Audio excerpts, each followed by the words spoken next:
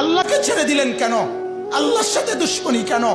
যে ছেলেটা সারাদিন একটা ওয়াক্ত নামাজ পড়ে না, যে বিবি একটা ওয়াক্ত নামাজ পড়ে না, যে মেয়েটা পর্দা করে না, তারে জিজ্ঞাসা করেন না যে মা সবার সাথে সম্পর্ক বজায় রাখো, মালিকের সাথে কেন দুশ্মনী?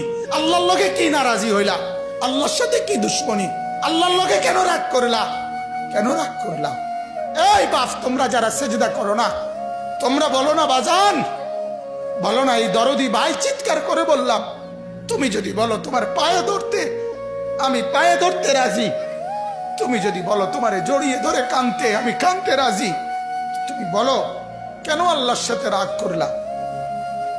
কেন আল্লাহর সাথে রাগ করলা? কেন আল্লাহর সাথে নারাজ হইলা? কেন সেজদা কপালে জুটলো না? কেন মালিকের সাথে সারাদিনের এত কিছুর বিনিময়ে আল্লাহ তাআলা একটা মিস কল দিলে, 2 সেকেন্ডের একটা মিস কল দিলে বন্ধু তুমি টের পাও তোমার মোবাইলে মিস কল আসছে। এত বড় মসজিদে 6টা মাইকের হরন দিয়া আল্লাহু আকবার বলে তোমারে ডাক দেয়, তোমার একটা বারও কানে লাগে না, বিবেকে লাগে না। তোর মতো শক্ত ডাকাত, তোর মতো পাষাণ বেটা আর কে হইতে পারে? বেটা কথা বলেন না কেন? তুই ডাকাত, কত বড় ডাকাত!